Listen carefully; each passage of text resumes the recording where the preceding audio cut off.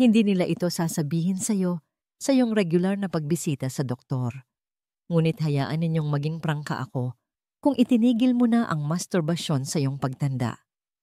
Maaring unti-unti nang humihina ang iyong katawan at malamang ay hindi mo pa ito nalalaman. Hindi. Hindi ito isang bawal na paksa o usapang pang-locker room lamang.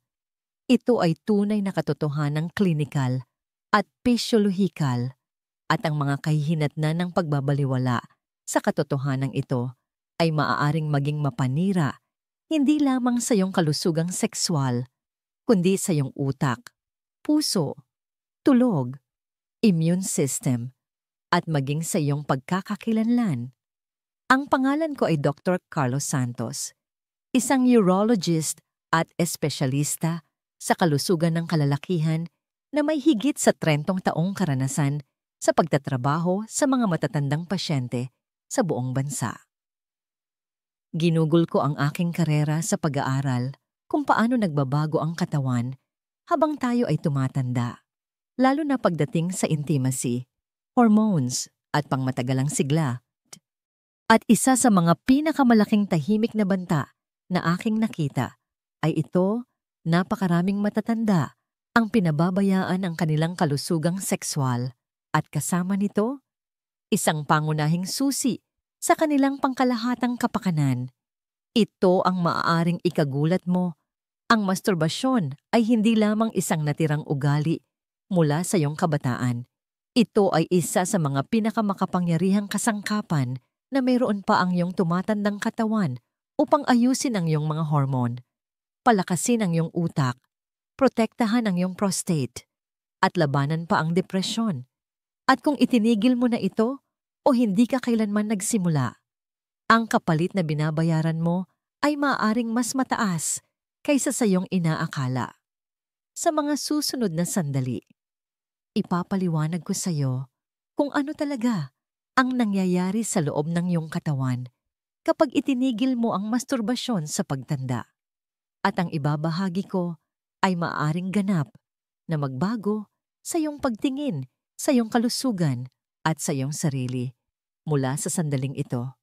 Bago tayo magsimula, kung mahalaga sa iyo ang pananatiling matalas, malusog at malaya habang tumatanda, mag-subscribe at i-on ang bell para hindi mo makaligtaan ang mahahalagang payo na para sa iyo. At kung ang mensaheng ito ay tumatatak sa iyo, mag-type ng 1 sa comments. Kung hindi, mag-type ng 0. Ang iyong feedback ay nakakatulong sa akin na lumikha ng content na tunay na sumusuporta sa iyong kalusugan at kapakanan. Ngayon, simulan natin sa una at marahil pinakanapapabayaang kahihinatnan ng hindi pagmamasturbate sa katandaan ang tahimik na epekto nito sa iyong prostate at kalusugan sa paghihihi. Isa pagbaba ng kalusugan ng prostate at paggana ng pag-ihi. Nang una akong nagsimulang mag-practice ng urology, mahigit 3 dekada na ang nakalipas.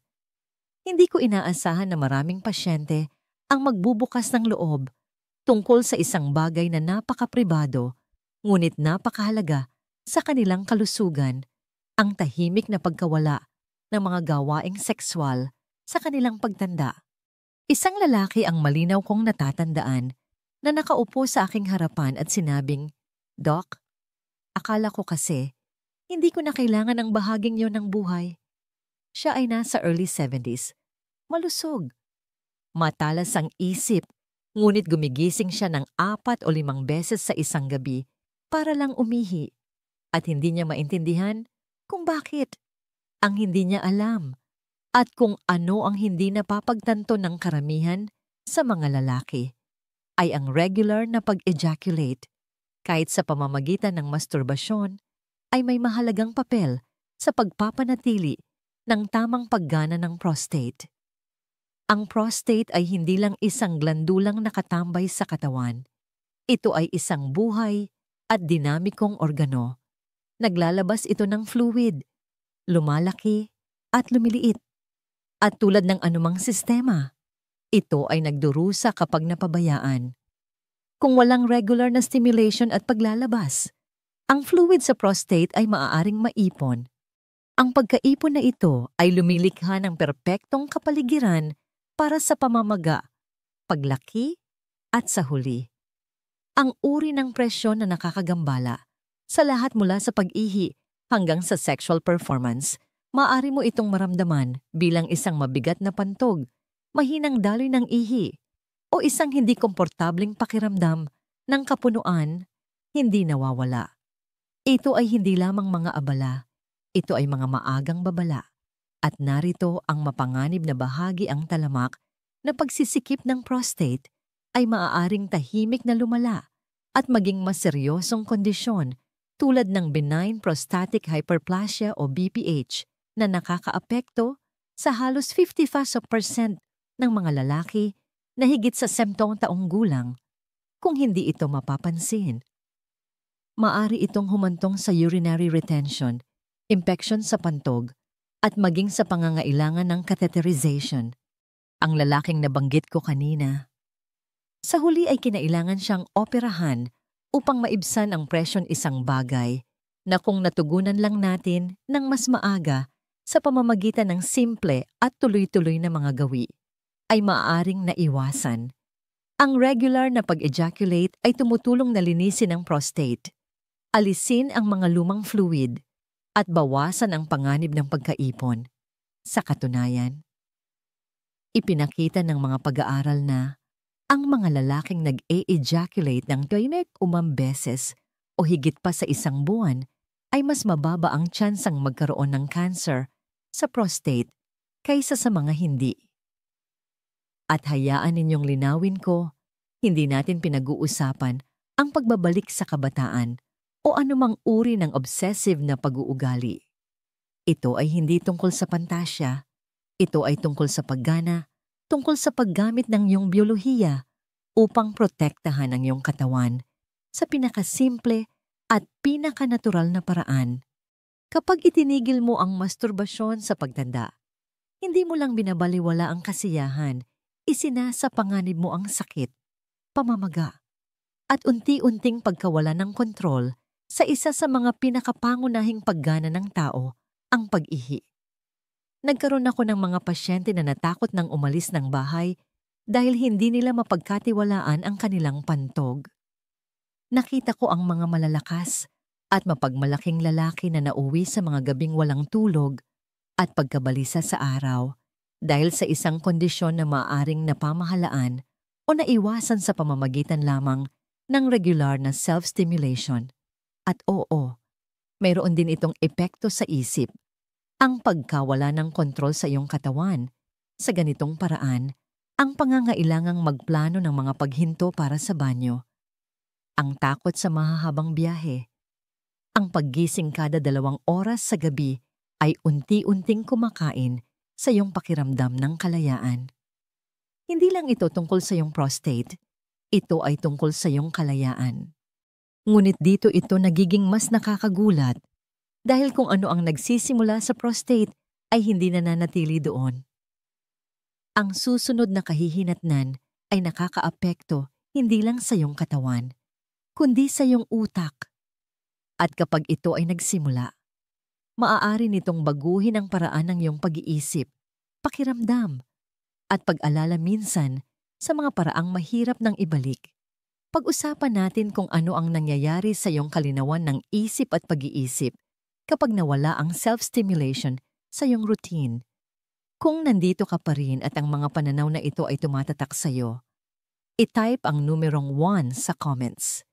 Ipinapaalam ito sa akin na kasama pa rin kita, nakikinig pa rin, at pinahahalagahan pa rin ang mensaheng ito. Ngayon, magpatuloy tayo sa punto bilang 2. 2 pagkalito ng isip at bawas na kalinawan ng pag-iisip. Hindi pa katagalan.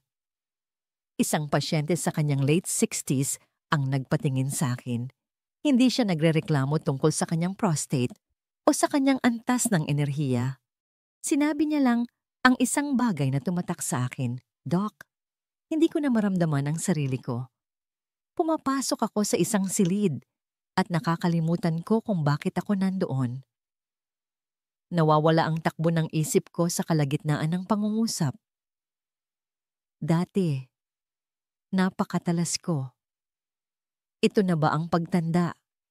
Ito ay isang tanong na mas madalas kong marinig kaysa sa inaakala mo. At oo, ang pagtanda ay natural na may dalang ilang pagbabago sa pag-iisip. Ngunit ang hindi alam ng karamihan sa mga tao, kahit na ang mga may mataas na pinag-aralan at may kamalayan sa kalusugan, ay ang sexual na aktibidad, kabilang ang masturbasyon, ay may malakas na papel sa pagprotekta sa paggana ng utak. Ito ang nangyayari kapag nagsasagawa ka ng self-pleasure. Naglalabas ang iyong utak ng isang cocktail ng mga neurochemical dopamine, serotonin, oxytocin na direktang nakalink sa memorya, focus, at emotional na regulasyon. Ang mga kemikal na ito ay hindi lamang para sa pakiramdam na masarap sa sandaling iyon.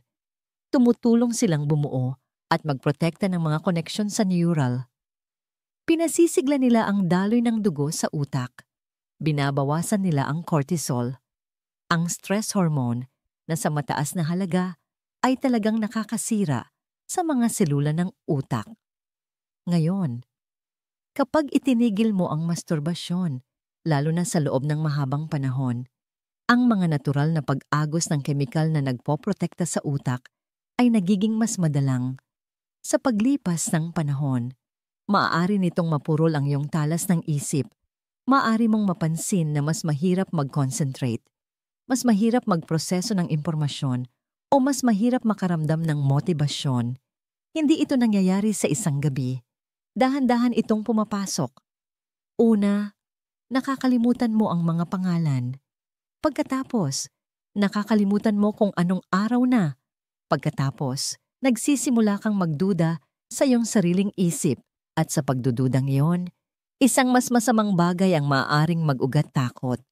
Nakakita na ako ng mga pasyente na nahulog sa pagkabalisa at depresyon dahil lang sa paniniwalang sila ay nawawala na sa sarili. Gayong sa katotohanan, ang kanilang utak ay gutom sa stimulation at balanse ng chemical. Sa mga lalaki, may dagdag na pagbabago sa hormone. Ang testosterone, ang hormone na malalim na nakatali sa memorya, pagpapasya at sigla ay maaaring mas mabilis na bumaba kapag ang sexual na aktibidad ay halos wala na. Ang testosterone ay hindi lang tungkol sa libido. Ito ay tungkol sa iyong pagkakakilanlan, iyong lakas, iyong kalinawan, at oo, ang madalas at malusog na pag-ejaculate ay makakatulong na ayusin at mapanatili ang antas ng testosterone habang tumatanda. May ilang pag-aaral pa nga na nagsisimulang iugnay ang nabawasang sexual na aktibidad sa mga matatanda sa mga maagang senyales ng paghina ng pag-iisip, kahit na demensya.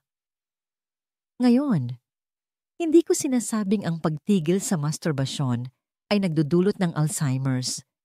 Ngunit sinasabi ko ito kapag ang utak ay pinagkaitan ng stimulation, emotional na paglabas, at suporta sa hormone.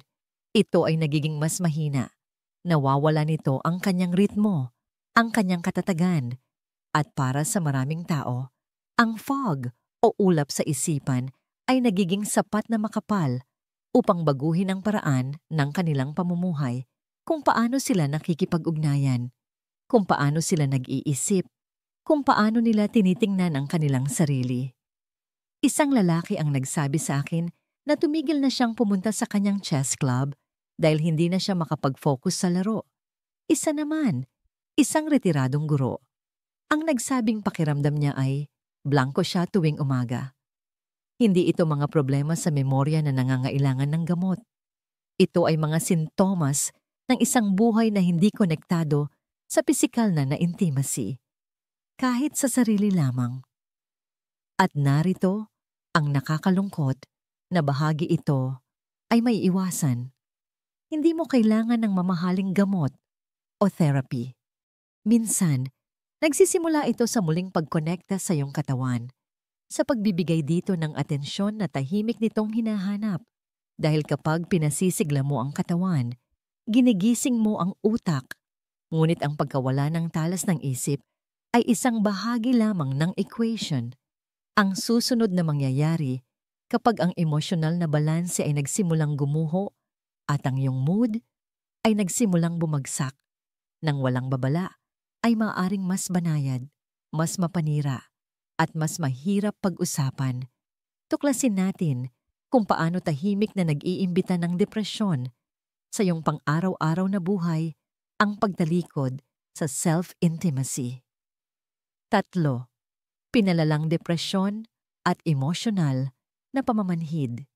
Minsan, mayroon akong pasyente na nasa early 70s, isang byudo, retirado, at medyo malusog, na lumapit sa akin hindi para sa isang pisikal na karamdaman, kundi para sa isang bagay na hindi niya maipaliwanag. Tinitigan niya ako sa mata at sinabing, "Wala na akong maramdaman. Doc, hindi kalungkutan, hindi kagalakan, patag lang." Huminto siya at idinagdag, "Normal ba iyon para sa isang kaedad ko?" Ang tanong na yon ay umaalingaw-ngaw pa rin sa aking isipan dahil naririnig ko ang iba't ibang bersyon nito sa lahat ng oras. Ang inaakala ng maraming tao na bahagi lamang ng pagtanda, ang pamumulaklak, ang pagkakahiwalay, ang dahan-dahang pagkupas ng emosyon ay madalas na may mas malalim at mas pisyolohikal na sanhi. At isa na ayaw pag-usapan ng sinuman ang pagkawala ng sexual na stimulation, particular na ang self-pleasure. Narito ang katotohanan kapag itinigil mo ang pakikipag-ugnayan sa iyong sariling katawan sa isang intimate na pisikal na paraan. Ang iyong emosyonal na tanawin ay maaaring magsimulang magbago sa mga tahimik ngunit malalim na paraan. Ang masturbasyon ay hindi lamang isang pisikal na gawain. Ito rin ay isang emosyonal na paglabas. Ito ang built-in stress relief system ng iyong katawan. Sa panahon ng climax, naglalabas ang utak ng mga makapangyarihang kemikal tulad ng oxytocin at endorphins, mga natural na pampatatag ng mood na lumalaban sa pagkabalisa, tensyon at mababang kalooban. Kapag inalis mo ang paglabas na yon sa iyong buhay, lalo na sa panahon kung kailan naroroon na ang stress, kalungkutan, o pagluluksa, nanganganib kang maging manhid sa emosyon. At ang pamamanhid na iyon ay maaaring mag-evolve sa isang bagay na mas mapanganib depresyon. Nakita ko itong dahan-dahang nangyayari. May isang taong tumitigil sa pagmamasturbate pagkatapos mawala ng partner o dahil sa tingin nila ay hindi na ito angkop sa edad. Ang mga linggo ay nagiging buwan. Sila ay nagiging mas tahimik, mas mapag-isa. Nawawalan sila ng interes sa mga libangan. Kahit sa pakikipag-usap, mas marami silang natutulog o hindi sapat. Nagbabago ang gana sa pagkain. Ang buhay ay nagsisimulang maging kulay abo. At ang malupit na kabalintunaan karamihan ay hindi napapansin ang koneksyon. Sinasadya nila ang kanilang sarili o ang kanilang edad. Iniisip na ganito na lang talaga ang buhay. Ngunit sa katotohanan, ang kulang sa kanila ay ang simple ngunit mahalagang gawain ng pagkonekta sa kanilang sariling katawan, hindi para sa kasiyahan lamang, kundi para sa emosyonal na kaligtasan. Ang depresyon sa mga matatanda ay madalas na hindi nasusuri dahil hindi ito palaging nagpapakita bilang kalungkutan. Minsan, nagpapakita ito bilang pagkapagod, pagkamayamutin, paglayo, o kawalan ng motibasyon, kawalan ng pagnana. At habang ang gamot at therapy ay mahahalagang kasangkapan, hindi ko mabilang kung gaano karaming pasyente ang natulungan ko sa pamamagitan lamang ng paghikayat sa kanila na bawi ng pisikal na self-intimacy. Isang lalaki ang nagsabi sa akin na naramdaman niyang buhay siyang muli matapos simulan ng regular na paghawak sa sarili sa unang pagkakataon sa loob ng maraming taon. Sinabi niya na hindi lang nito pinasigla ang kanyang kalooban. Ipinaalala rin nito sa kanya na isa pa rin siyang tao. Hindi lang isang katawan na naghihintay na magsara. Ang maliit na gawaing iyon ay nagbalik sa kanya ng isang piraso ng kanyang sarili na akala niya ay nawala na magpakailanman. At ito ang gusto kong maunawaan mo, ang masturbasyon sa pagtanda ay hindi tungkol sa pantasya, pagnanasa, o kahihiyan. Ito ay tungkol sa pagpapanatiling malusog ng iyong emosyonal na sistema. Ito ay tungkol sa pagbibigay sa iyong katawan ng dahilan upang makaramdam, maglabas, at alalahanin kung ano ang ibig sabihin ng pagiging naroroon. Dahil kapag nawala mo ang koneksyon na yon, hindi ka lang nanganganib sa kalungkutan. Nanganganib ka sa pag-iisa, emosyonal na pagkasira, at sa ilang mga kaso, ang mismong kagustuhang makisali sa buhay. Ngunit ang mga emosyonal na kahihinatnan ay hindi lamang ang tanging mga ito. Habang humahaba ang mga gabi at ang iyong tulog ay nagiging mas pira-piraso, isa pang nakatagong gastos ang nagsisimulang tumaas, isa na maaaring makaapekto sa iyong memorya, sa iyong immune system, at sa iyong panganib para sa mga seryosong sakit. Pag-usapan natin sa susunod kung paano maaaring nakawin ng kawalan ng sexual na paglabas ang malalim at nakapagpapagaling na tulog na desperadong kailangan ng iyong katawan.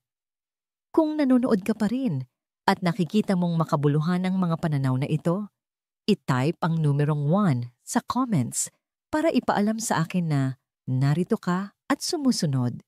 Ngayon, magpatuloy tayo sa punto bilang 4. Ba't mas mababang kalidad ng tulog? Naalala ko ang isang lalaki sa kanyang late 60s na nagpatingin sa akin pagkatapos ng ilang buwan ng hindi magandang tulog. Mukha siyang pagod, maputla, at bigo. "Doc," sabi niya, "nakakatulog ako, pero nagigising ako ng 2 home run na parang pinutukan ng kanyon. Pagkatapos ay nakahiga lang ako doon, nakatitig sa kisame, naghihintay ng umaga." Nagpatakbo kami ng mga pagsusuri. Malinis ang kanyang mga lab test. Walang apnea. Walang malalaking red flag. Ngunit nang dahan-dahan ko siyang tinanong tungkol sa kanyang intimate life, umiwas siya ng tingin. Ang bahaging iyon sa akin, bulong niya, ay tapos na. Ngunit ang bahaging iyon niya, ang bahaging akala niya ay nag-expire na, ay posibleng ang mismong susi sa hinihiyaw ng kanyang katawan, isang tuloy-tuloy at nakapagpapagaling na tulog. Ang pagtulog ay hindi lang tungkol sa pagpikit ng iyong mga mata at pananatiling nakahiga. Ito ay isang komplikadong proseso ng hormonal at isa sa mga pinaka-epektibong natural na nag-uudyok para sa malalim na pagtulog ay isang bagay na nakakalimutan ng karamihan sa mga tao pagkatapos ng isang tiyak na edad, ang orgasm. Sa panahon ng climax, naglalabas ang iyong katawan ng oxytocin, prolactin, at endorphins, isang perpektong chemical na cocktail na idinisenyo ng kalikasan upang ilipat ang nervous system mula sa stress patungo sa pahinga. Kasabay nito, ang cortisol, ang hormone na responsable sa pagkabalisa at paggising, ay biglang bumababa. Ang iyong paghinga ay bumabagal. Ang iyong tibok ng puso ay tumitibay. Ang iyong mga kalamnan ay nagre-relax. Pumapasok ka sa ideal na estado para sa malalim na pagtulog. Ngayon, isipin mo na alisin ang prosesong yun sa iyong buhay, hindi lang isang beses, kundi sa loob ng mga linggo, buwan, o kahit taon. Iyan ang nangyayari kapag itinigil ng mga matatanda ang masturbasyon, nawawalan ng katawan ng isang natural na kasangkapan na dati nitong inaasahan. At ang pumupuno sa puwang na iyon, madalas, ito ay pagkabalisa, pagkabigo, pag-ikot-ikot sa kama. Ang ilan ay bumabaling sa mga sleeping pill, habang ang iba ay tinatanggap na lang ang pagkapagod bilang kanilang bagong normal. Ngunit ang mga kahihinatnan ng hindi magandang tulog ay higit pa sa pakiramdam na pagod. Ang talamak na kakulangan sa tulog ay nagpapahina sa immune system, nagpapabilis sa paghina ng pag-iisip, nagpapataas ng panganib ng sakit sa puso, at nagpapataas ng kahinaan sa pagkabalisa at depresyon sa mga matatanda.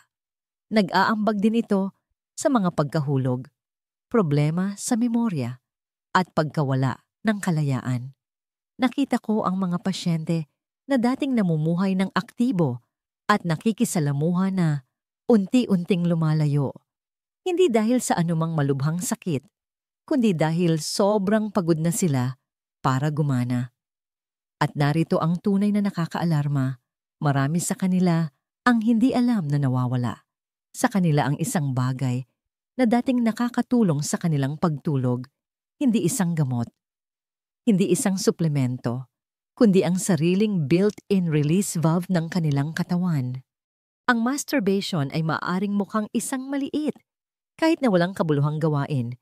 Ngunit para sa ilan, maaari itong maging pagkakaiba sa pagitan ng 4 na oras ng pira-pirasong tulog at 7 oras ng malalim na nakapagpapagaling na pahinga. Isang pasyente ang nagsabi sa akin, matapos muling kumonekta sa bahaging ito ng kanyang sarili. Nakatutulog ako tulad noong 39 taon na ang nakalipas. Hindi ko namalayan kung gaano ko kailangan ang paglabas na yon. Akala ko tumatanda lang ako. Iyan ang problema. Napakaraming tao ang nagkakamali sa pag-aakala na ang biolohikal na kapabayaan ay pagtanda at sila ay tahimik na nagdurusa bilang resulta. Kung nakikita mo ang iyong sarili, nagising sa gabi. Ang isip ay ligaw. Ang mga kalamnan ay naninikip. Ang mga oras ay mabagal. Tanungin mo ang iyong sarili, kailan huling naramdaman ng iyong katawan ang ganap na pag-relax? Ang ganap na pagpapakawala. Minsan ang sagot ay hindi isang bagong gamot o isang breathing app. Minsan, ito ay tungkol sa muling pagtuklas ng isang lumang ritmo na naaalala pa rin ng iyong katawan kung hahayaan mo ito. Ngunit habang ang pagkawala ng tulog ay maaaring tahimik, naubusin ang iyong enerhiya at kalinawan ng isip. Ang susunod na kahihinatnan na ating tatalakayin ay mas pisikal pa. At ito ay lumalabas sa kung paano humihina ang iyong mga kalamnan. Nagbabago ang iyong balanse at nagsisimulang magtaksil ang iyong pantog. Pag-usapan natin kung ano talaga ang nangyayari sa iyong pelvic floor at sirkulasyon kapag nawala ang intimacy. 5. Humihinang pelvic floor at sirkulasyon ng dugo. Ilang taon na ang nakalilipas. Ginamot ko ang isang retiradong bumbero na nasa kanyang 70s, isang mapagmalaki at pisikal na malakas na tao sa halos buong buhay niya. Lumapit siya sa akin na nagrereklamo ng bahagyang pagtagas ng ihi at hirap sa pagtayo ng matagal ng walang discomfort sa kanyang ibabang likod at balakang. Kakaiba? Sabi niya, pakiramdam ko, ang pundasyon ng katawan ko ay dahan-dahang bumibigay. Ang kanyang inilalarawan ay hindi lang pagtanda. Ito ay ang dahan-dahan at tahimik na paghina ng kanyang pelvic floor. At hindi siya nag-iisa. Ang pelvic floor ay isang grupo ng mga kalamnan sa base ng iyong core, ang mismong mga sumusuporta sa iyong pantog, bituka, at mga organong sexual. Karamihan sa mga tao ay hindi iniisip ang mga kalamnan na ito hanggang sa may maging mali pagtagas ng ihi, constipation, erectile dysfunction, o discomfort kapag nakatayo o naglalakad. Ngunit narito ang bahaging madalas na binabaliwala, ang regular na sexual na stimulation. Kabilang ang masturbasyon ay may malaking papel sa pagpapanatiling aktibo at engaged ng mga kalamnan na yon. Kita mo, sa panahon ng arousal at orgasm, ang pelvic floor ay ritmikong kumukontra. Ang kontraksyon na yon ay isang ehersisyo hindi para sa vanity, kundi para sa paggana. Pinapabuti nito ang daloy ng dugo sa ibabang bahagi ng katawan.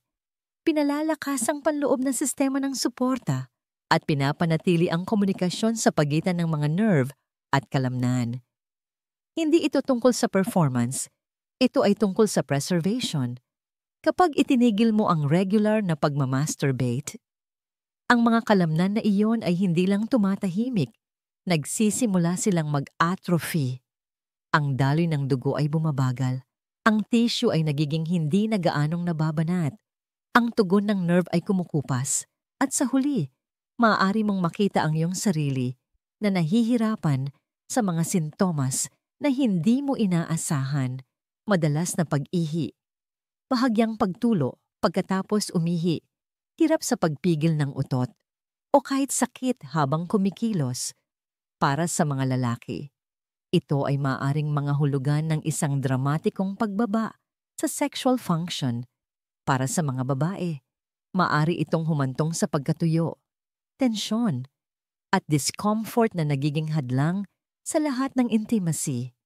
Nakakita na ako ng mga dating malayang matatanda na nagsimulang umiwas sa mga social outing dahil lang sa hindi nila mapagkatiwalaan ang kanilang pantog.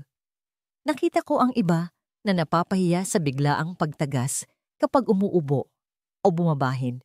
Hindi alam na lahat ito ay nag-uugat sa isang bagay na matagal na nilang napabayaan ang sirkulasyon at aktibidad ng kalamnan sa pelvic region. At narito ang isang bagay na kailangan kong sabihin nang malinaw ang pagbabaliwala. Sa lugar na ito ay hindi lang inconvenient, maaari itong humantong sa mga pagkahulog, incontinence, at pagkawala ng dignidad na hindi nararapat sa sinuman. Maaari kang magsimulang umasa sa mga pad-espesyal na underwear o pagpaplano ng kalapitan sa banyo. Lahat dahil ang base ng iyong katawan ay hindi nakakakuha ng stimulation at suporta na kailangan nito. At habang tumatagal ito, mas nagiging mahirap itong ibalik. Ang nakakadurog ng puso ay kung gaano karaming tao ang nagdurusa sa katahimikan. Hindi nila ito pinag-uusapan. Nahihiya sila, nalilito, o inaakala na bahagi lang ito ng pagtanda. Ngunit hindi ko ma-emphasize ito nang sapat gusto pa rin gumana ng iyong katawan, kahit sa edad na 70, 80 o higit pa. At isa sa mga pinaka-epektibong natural na paraan upang suportahan ito nang walang gamot o kagamitan ay sa pamamagitan ng ligtas at regular na intimate stimulation. Kapag binawi mo ang koneksyon na yon, hindi ka lang nag-a-activate ng kasiyahan, nire-restore mo ang lakas. Nagpapadala ka ng dugo kung saan ito pinakakailangan. Ginigising mo ang mga nerve, pinapanatiling buhay ang mga tissue, at ipinapaalala sa iyong ibabang katawan na mahalaga pa rin ito. Ngunit habang pisikal ang kahihinatnan na ito, ang susunod ay mas malalim pa sa loob ng iyong immune system, iyong mga cellular defense, at sa kakayahan ng iyong katawan na protektahan ka mula sa sakit. Dahil kung ano ang nangyayari sa loob ng iyong daluyan ng dugo pagkatapos ng orgasm ay maaaring isa sa mga pinakamahalaga at pinakanapapabayaang bentahe sa kalusugan sa lahat. Pag-usapan natin kung paano maaaring tahimik na pinapahina ng sexual na kawalan ng aktibidad ang iyong immunity. Mas mababang paggana ng immune system. Ilang taglamig na ang nakalipas. Isa sa aking mga matagal ng pasyente. Isang lalaki sa kanyang late 60s na laging medyo malusog, ang dumating na mukhang pagod. 3 beses na siyang nagkasakit sa season na yon na may mga matagalang sipon at mababang lagnat. Dati, 1 araw o 2 lang, magaling na ako, sabi niya sa akin. Ngayon, bawat maliit na mikrobyo ay tinutumba ako ng ilang linggo. Nang alisin namin ang mga karaniwang salarin dieta. Tulog, gamot dahan-dahan kong tinanong ang tungkol sa isa pang bahagi ng kanyang buhay. Naging sexually active ka ba? Kahit mag-isa. Ngumiti siya ng hindi komportable. Tapos umiling. Naku, matagal na. Ang bahaging yun ng buhay ko ay retirado na. Ang hindi niya namamalayan at kung ano ang hindi alam ng karamihan sa mga tao ay ang sexual na aktibidad, kabilang ang masturbasyon, ay may direktang epekto sa immune system. Hindi ito isang metapora, ito ay biology. Sa panahon ng sexual arousal at lalo na sa orgasm, naglalabas ang iyong katawan ng isang pag-agos ng mga biochemical. Hindi lang dopamine at oxytocin na nagpapasaya sa iyo, kundi aktwal na mga ahente na nagpapalakas ng immune system. Ang immunoglobulin AAGA, halimbawa, ay tumataas ng malaki.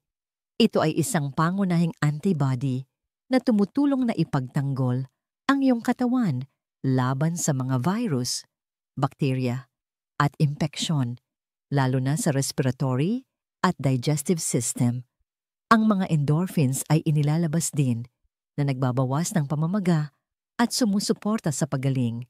Ngayon, isipin mo na wala kang boost na yon, hindi lang sa isang linggo, kundi sa loob ng mga buwan o taon. Nagsisimulang mawalan ang iyong katawan ng isa sa pinakamadali at pinakanatural na panlaban nito sa isang panahon ng buhay kung kailan ang iyong immune system ay bumabagal na. Ang pag-alis sa mekanismong ito ay tulad ng pagtanggal ng baterya sa iyong smoke detector. Maaring hindi mo ito mapansin sa simula. Ngunit kapag dumating ang problema, hindi tutugon ang iyong katawan tulad ng dati. Nakita ko itong nangyayari sa totoong buhay. Ang mga pasyente na isinara ang kanilang intimate lives ay madalas magkasakit, mas mabagal gumaling, o nakakaranas ng mga pagsiklab ng talamak na pamamaga. At habang hindi nila maikonekta ang mga tuldok, ang kanilang katawan ay nagpapadala ng malinaw na senyales, may kulang. At hindi lang ito tungkol sa paglaban sa trangkaso. Ang immune system ay malalim na nakatali sa pangmatagalang pag-iwas sa sakit, pagbabantay sa cancer, proteksyon sa cardiovascular kahit na paggaling ng sugat. Ang regular na sexual na paglabas ay nakakatulong na mapanatili ang balanse ng hormonal ahong. Bawasan ang mga stress hormone tulad ng cortisol at pataasin ang sirkulasyon, lahat ay mahalaga para sa pagpapanatili ng immunity. Kapag nawala iyon, nagsisimula ang domino effect. Tumaas ang stress, nagdurusa ang tulog, tumataas ang pamamaga, at ang iyong katawan ay nagiging mas mabagal at mas mahinang bersyon ng dati. Isang babae sa kanyang 70s, pagkatapos mamatay ang kanyang asawa, ay nagsabi sa akin na halos 5 taon na niyang hindi hinawakan ang sarili. Nang tapat kaming nag-usap tungkol sa koneksyon sa pagitan ng sexual na aktibidad at lakas ng immune system, nagpasya siyang subukang muling kumonekta sa bahaging iyon ng kanyang sarili, hindi para sa pagnanasa, kundi para sa wellness. Pagkalipas ng ilang buwan, bumalik siya na may mas maniningning na mga mata at mas maraming enerhiya. Hindi ko maipaliwanag.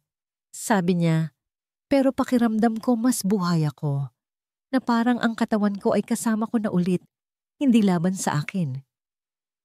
Hindi yun mahika. Iyon ang nangyayari kapag natatanggap ng katawan ang mga senyales na kailangan nito, mga senyales na nagsasabing, nandito pa kami, gusto pa naming umunlad. Madaling baliwalain o isantabi o makaramdam ng hiya tungkol dito. Ngunit walang pakialam ang iyong immune system sa kahihiyan. Tumutugon lamang ito sa aksyon. At ang sexual na stimulation, kahit na mag-isa, ay isang makapangyarihang aksyon, isa na nagpapadala ng mensahe ng buhay at lakas sa bawat selula ng iyong katawan. Ngunit habang ang huminang immunity ay maaaring maglantad sa iyong katawan sa sakit. Ang huling kahihinatnan ng pagpapabaya sa self-intimacy ay maaaring mas malalim pa ang hiwa sa mismong pagkakakilanlan mo. Dahil kapag itinigil mo ang paghawak sa iyong katawan, maaari mong dahan-dahang hindi na makilala kung sino ka. Tuklasin natin kung paano tahimik na sinisira ng pagpapabaya sa sarili ang iyong self-worth at kung ano ang maaari mong gawin upang mabawi ito. 7, pagkawala ng koneksyon sa sariling katawan at halaga sa sarili. Hindi ko malilimutan ang isang tahimik na pag-uusap na mayroon ako sa isang pasyente sa kanyang late 70s. Siya ay isang retiradong punong guro ng paaralan. Dating kumpiyansa, mabilis mag-isip. Ang uri ng lalaki na dating kayang dominahin ang isang silid. Ngunit nang dumating siya para sa isang regular na check-up, may nagbago sa kanyang tindig, bahagyang hukot ang mga balikat. Medyo nanlalabo ang mga mata. Habang nag-uusap kami, napabuntong hininga siya at sinabi, "Parang hindi na ako nakatira sa katawan na ito. Pakiramdam ko, naninirahan lang ako dito." Ang pangungusap na yon ay nanatili sa akin dahil ang kanyang inilarawan ay hindi bihira. Narinig ko na ito mula sa mga kalalakihan at kababaihan sa iba't ibang salita, ngunit may parehong pinagbabatayang katotohanan sa isang punto. Tumigil silang makaramdam na sila ay nasa bahay sa kanilang sariling balat, at madalas, nagsisimula ito sa katahimikan sa pagtigil sa self-intimacy, sa pagwawalang bahala dito bilang hindi na kailangan, huli na sa buhay o isang bagay na nalampasan ko na. Ngunit narito ang tunay na nangyayari kapag itinigil mo ang paghawak sa iyong katawan. Kapag itinigil mo ang pagbibigay pansin dito sa malalim at personal na paraan na yon, nagsisimula kang kumalas dito, dahan-dahan, tahimik, at minsan, permanente. Ang paghawak sa sarili ay hindi lamang tungkol sa kasiyahan. Ito ay tungkol sa presensya. Kapag pinasisigla mo ang iyong katawan, kahit na dahan-dahan, kahit na walang ibang layunin kundi ang makaramdam, ipinapaalala mo sa iyong nervous system na naririto ka pa, na mahalaga ka, na ang iyong katawan ay bahagi pa rin ng iyong pagkakakilanlan, hindi lang isang sisidlan na hinihintay mong iwan. Kung wala iyon, may nagbabago. Isang uri ng emosyonal at psikolohikal na distansya ang nabubuo. Nagiging mas madaling balewalain ang maliliit na sakit. Mas madaling tumigil sa pagtingin sa salamin. Mas madaling maniwala na ang kabanatang ito ng buhay ay hindi karapat-dapat alagaan. At iyon ang pinakamapanganib na pagkawala sa lahat, ang pagkawala ng iyong sariling halaga. Nakita ko ang pagkakakalas na ito na humahantong sa malalim na emosyonal na pamamanhid, kahihiyan tungkol sa pagtanda, pag-iwas sa pisikal na pagmamahal, kahit na pagkawala ng motibasyon para sa pangunahing pag-aalaga sa sarili. Ang mga tao ay tumitigil sa pag-eehersisyo, pagkain ng tama, pagbibihis ng may intensyon. Bakit pa iniisip nila kung ang katawan na ito ay hindi napakiramdam na sa akin? Isang babae ang nagsabi sa akin na hindi na niya hinawakan ang sarili mula noong menopause. Tumigil lang akong makaramdam na babae ako, sabi niya. At habang lalo kong hindi hinahawakan ang sarili ko, lalo akong nawawala. Ang salitang nawawala ay tumama ng husto dahil yun mismo ang nangyayari sa maraming matatanda na humihinto sa pakikipag-ugnayan sa kanilang pisikal na sarili. Hindi lang sila nawawalan ng kasiyahan, nawawalan sila ng pagkakakilanlan, visibility, at pakiramdam ng pagiging buhay. At narito ang bahaging kailangan mong marinig, hindi kailangang maging ganito. Ang pagbawi sa iyong katawan sa pamamagitan ng paghawak sa sarili ay hindi tungkol sa pagiging sexual tulad noong ikaw ay 20. Ito ay tungkol sa pagbibigay pugay sa buhay na naroroon pa rin sa iyo. Ito ay tungkol sa pagsasabing, nandito pa ako, nakakaramdam pa ako, karapat-dapat pa rin akong makita, kahit ng sarili ko. Kapag muli kang kumonekta sa iyong katawan, kahit sa privacy ng iyong sariling tahanan, sinisimulan mong baligtarin ang tahimik na pagbura na yon. Ipinapaalala mo sa iyong sarili na ang pagtanda ay hindi paglalaho, na ang iyong halaga ay hindi nag-expire kasama ng iyong kabataan. Umuuwi ka muli sa iyong sarili at iyon, marahil, ang pinaka-nakapagpapagaling na gawain sa lahat. At ngayon, habang papalapit tayo sa dulo ng paglalakbay na ito, pagsama-samahin natin ang lahat dahil habang ang bawat isa sa 7 kahihinatnan na ito ay seryoso sa sarili nitong paraan. Kapag pinagsama-sama, nagsasabi sila ng isang mas malaki at mas kagyat na kwento. Sa huling mensahe, gusto kong ipakita sa iyo kung ano talaga ang nakataya at higit sa lahat, kung paano mo mababawi ang kontrol simula ngayon. Huling kaisipan, pagbawi sa intimacy panibaw, pagbawi sa kalusugan, sa pagbabalik tanaw sa mga taon na ginugol ko sa pag-aalaga sa mga matatandang pasyente. Ang pinakatumatak sa akin ay hindi lang ang mga medical na hamon na kanilang kinakaharap, kundi ang mga tahimik at hindi nakikitang pagkawala na kanilang dinadala, mga pagkawala na hindi lumalabas sa mga resulta ng lab test o scan. Isang lalaki na dating kumpiyansa ay umiiwas na ngayon sa mga salamin. Isang babae na dating nagliliwanag sa kagalakan ay nagsasabing wala na siyang naramdaman sa kanyang katawan sa loob ng maraming taon. At madalas, sinasabihan sila na ito ay simpleng bahagi lamang ng pagtanda. Ngunit hindi ako naniniwala doon. Hindi kahit isang segundo. At kung nakasama kita hanggang dito, sa tingin ko hindi ka rin naniniwala. Dahil narito ang katotohanan sa sandaling itigil mo ang pag-aalaga sa iyong sexual na sarili. Sa sandaling iwanan mo ang bahaging iyon ng iyong katawan at pagkakakilanlan. Isang tanikala ng mga tahimik na kahihinatnan ang nagsisimula. Pinag-usapan natin sila isa-isa kung paano maaaring humina ang kalusugan ng prostate at pag-ihi kapag inalis ang regular na paglabas, kung paano nagiging malabo at hindi na gaanong matalas ang utak kapag ito ay gutom sa stimulation, kung paano maaaring mag-imbita ng depresyon ang kawalan ng pisikal na intimacy. Papurulin ang tulog, pahinain ang sirkulasyon, at maging kompromiso ang immune system.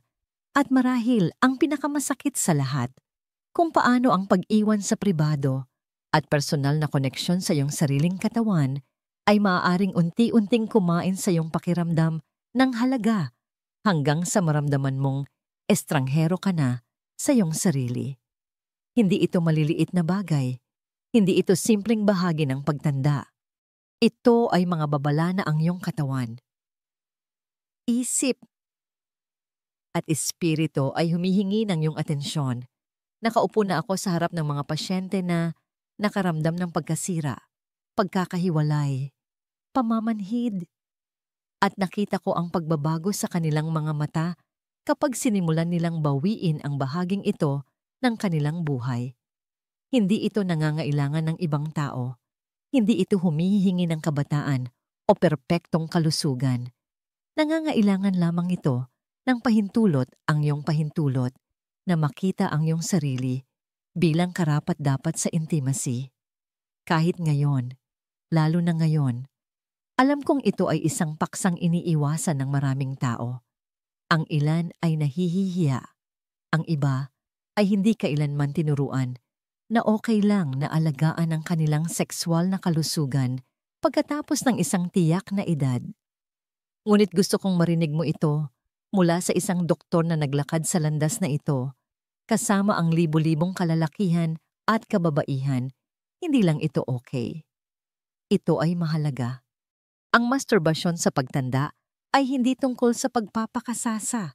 Ito ay tungkol sa sirkulasyon, kalinawan, balanse ng hormonal, emosyonal na pundasyon, depensa ng immune system, at pagkakakilanlan. Hindi ito isang luho. Ito ay isang anyo ng pag-aalaga, isang deklarasyon na buhay ka pa rin sa katawan na ito at responsable ka pa rin sa kapakanan nito. Isang pasyente ang minsang nagsabi sa akin, hindi ko namalayan kung gaano ko na-miss ang pakiramdam na maging sarili ko hanggang sa hinawakan ko ulit ang bahaging iyon ng aking sarili. Iyan ang tungkol dito. Hindi lang manatiling buhay, kundi ang makaramdam na buhay. Hindi lang malampasan ang mga taon, kundi ang paninirahan sa mga ito ng may presensya, dignidad, at kagalakan. Kaya kung nakalimutan mo na ang bahaging ito ng iyong sarili, o ibinaon ito, o hinusgahan, inaanyayahan kita ngayon na muling isaalang-alang, muling kumonekta, at alalahanin na ang iyong katawan ay nakikinig pa rin, may kakayahan pa rin, at karapat-dapat pa rin. Magsimula ng dahan-dahan, may kuryosidad, may kabaitan. Ngunit ang pinakamahalaga, magsimula ka. Dahil sa pagpili na alagaan muli ang bahaging ito ng iyong sarili. Hindi mo lang pinoprotektahan ang iyong kalusugan, binabawi mo ang iyong buhay. Kung ang mensaheng ito ay tumatak sa iyo, huwag mo itong sarilinin. I-like ang video na ito. Ibahagi ito sa isang taong maaaring kailanganing marinig ito.